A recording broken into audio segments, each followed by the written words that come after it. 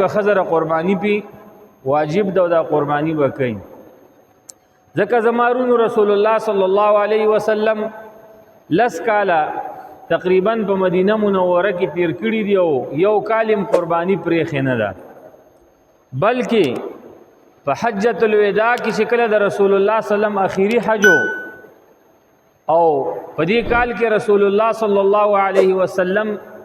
سو خرستا وفات کیږي. نو زمارونو رسول الله صلی الله علیه وسلم په اخیری حج کې ستاسو څه سوچ دی چې څو خان ذبح کړیو؟ رسول الله صلی الله علیه وسلم په دې حج کې سلو خان ذبح کړیو، په دې کې دریش پیته خان د خپل رسول الله صلی الله علیه وسلم په خپل لاسونو مبارک باندې ذبح کړل. 63 دریش پیته خان دا رسول الله صلی الله علیه وسلم په خپل لاسونو باندې ذبح کړل. او خان به څنګه ذبح کول؟ ځینې کتابونه لیکلي دي چې رسول الله صلی الله علیه وسلم به اوخ ته اشاره وکړله، اوخ به رامنډي ووالی او د رسول الله صلی الله علیه وسلم چړې ته به ځان ونیو، او بلکې یو اوخ به د بل اوخ نه مخکې کېده چې زه د الله رسول الله صلی الله علیه وسلم ته مخکې ورسمه چې زه قربان شمه او الله جل شانه د رسول الله صلی الله علیه وسلم په لاسونو باندې زما قرباني رټولو نه مخکې وکړي. په دې طریقې سره دریش پیته خان رسول الله صلی الله علیه وسلم ذبح کړل. پاتې شو په سلو کې ودیر شو خان، هغه حضرت علی کرم الله وجهه ذبح کړل. دریش پیته رسول الله صلی الله علیه وسلم او ودیر شو حضرت علی صاحب نو پته ولګېدله چې رسول الله صلی الله علیه وسلم په قربانی باندې څومره عمل کړی دی او قربانی کړی دی او یو کالم نه ده پرېښی، بلکې دومره سختی پې راغلی ده. یو حدیث شریف دی رسول الله صلی الله علیه وسلم فرمایي زما چې کوم امتی وسعت یا که ښځه دی او که سړی دی، حکم کې ښځه او سړي تل دپاره اکثره حکمونو کې دواړه شاملي، الا په ځینې وختونو کې ښځې دپاره جدا حکم دی، د سړي دپاره جدا. رسول الله صلی الله علیه وسلم فرمایي چې زما امتی دی او یا امتی ده او د دوی وسعت شته دی، پیسې ورسره شته دی، دومره څه مال ورسره شته دی چې دوی پې قرباني ونیسي. ولم یضحی او قربانی وننیوله، څاروی د غټ اختر د پاره وانه غسته. رسول الله صلی الله علیه وسلم فرمایي دا بیکاره سړی او ښځه دي، دا زما بیکاره امتین دي، څه به کوي؟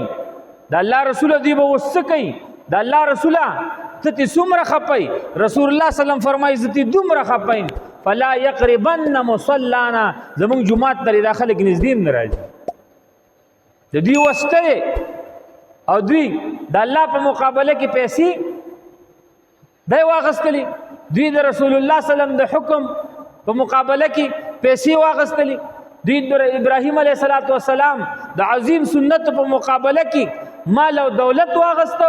رسول الله صلی الله علیه وسلم فرمای فلا یقربن مصلانا، زمونږ جمعات ته زمونږ عیدګاه ته به دوی ګوره نږدې هم نه راځي. پام کوئ دوی به ملا صاحب پسې نه ودرېږي، دوی به دغه تکبیرونه نه کوي، دوی به دغه منځونه نه کوي، ځکه دوی پیسې اخیستې دي او دوی چې رسول الله صلی الله علیه وسلم پرېښی دی، ابراهیم علیه السلام یې پرېښی، الله جل شانه یې پرېښی، د رسول الله صلی الله علیه وسلم حدیث یې پرېښي، د الله جل شانه د قرآن عظیم الشان آیتونه یې پرېښي. دا پې وعید دی. وسوچ کوئ ښځو سړو د چا چې وسته او قرباني نه کوي، د رسول الله صلی الله علیه وسلم په خپل عیدګاه کې هم نه پرېږدي او نه یې دې پرېښي. زمارونو قربانی دا داسې یو عمل دی چې دې کې الله جل شانه نیت ته ګوري، دې کې الله جل شانه شکل ته نه ګوري، دې کې الله جل شانه قوم ته نه ګوري، دې کې الله جل شانه پیسو ته نه ګوري، دې کې الله جل شانه ساروي ته نه ګوري. ځکه الله جل شانه قرآن عظیم الشان کې فرمایي چې ستاسو نیتونه موږ ته رارسي. الله جل شانه فرمایي لن ینال الله لحومها ولا دماؤها، الله جل شانه ته نه ستاسو د څاروو دغه غوښې رسي. یا لکه مو تا چې را څاروی ذبح کړو نو دا غوښې مو ته څه کوو؟ دا غوښې مو ته خورو، په دوستانو یې خورو، په خپلوانو باندې خورو، په خپلو بچو باندې خورو، په خپلو خپلوانو باندې خورو. الله جل شانه ته خو دا غوښه موږ حواله کوو نه چې الله جل شانه دا غوښه ده او ته یې در واخله. نه دا غوښه الله جل شانه ما او تا ته پریدي او ما او تا ته فایده اخلو نو الله جل شانه فرمای لن ينال الله لحومها الله پاک تاسو دا غوښه نه رسی ولا دماؤها او تاسو د سارویو دا ویني چې کوم دي دا الله جل شانه ته نه رسی ګینه چې تاسو په ساروی کې وینه ډیره ده یګینه تا د یو په ځای باندې لس ساروی حلال کړل یا الله نو څه ته رسی نه دا غوخي نه دا ویني الله جل شانو فرمای ولکن یناله التقوى منکم لیکن ستاسو پرهیزګاری ستاسو اخلاصی نیت ستاسو خالص نیت الله جل شانو فرمای دا مونږ تر رسیږي د مارونو قربانی دا د داسې خلکو سره ونی سي د داسې سړو خود سره ونی سي خزم په قربانی کې شریک دي شي خپل وکیل لیګل شي پروا نه کوي د داسې خلکو سره قربانی ونی سي چې دا غوی دا اول نمبر نیت د الله جل شانه رضای دا قربانی په سوجه کوي دا زما د الله حکم دی دا قربانی په سوجه کوي دا زما د رسول الله سلام حکم دی دا قربانی په سوجه کو دا د ابراهیم علیه السلام سنت دی په دې الله خوشاليږي رسول الله سلام خوشاليږي نیت بری دی دا نیت بری نه چیرې قربانی کوم چې زما بچي غوخي وخوري دا سینه چې خلک وایي چې دا مالدار دی قرباني و نه کړه دا څنګه چې زما بچي په دغه ورځو کې بې غوښو پاتې نشي که دغه نیت دیو و کسان شریک دی په یو څاروي کې په غوا په اوښ په میخه کې او په دې کې د یو کس نیت دغه دی چې مړه غوښې به وخورم د قرباني نیت نه دی د ثواب نیت نه دی نو د دې ووالو د دغه یو د وجې نه د شپږو والو قرباني هم قبوله نه شوله د یو کس مال پکې حرام دی حرام د یو کس مال پکې حرام دی او د شپږو کسانو مال حلال دی د دې شپږو کسانو قرباني هم د دې یو د چا چې مال حرام دی د دې وجې نه قبوله نه شوله قرباني ونه شوله نیت به خالص ساتي مال به صفای کوشش وکړي چې هغه خلکو سره شریک شي چې د هغوی مالونه صفا دي معلومات د علماو نه وکړي د چا مالونه چې بالکلیه حرام دي مطلب دا هغه ټول مال د جواره دی د سره قرباني کې نه شریکيږي که قرباني کې ور سره شریک شول استا قرباني ونه شوله یو سړی دی د ټول مال د غلا دی د سره قرباني کې مه شریکيږي ځکه د سره استا قرباني نه کیږي ټول مال حرام دی یو سړی دی ټول مال د ډاکی دی د سره مه شریکيږي ځکه که د سره شریک شول استا قرباني نه کیږي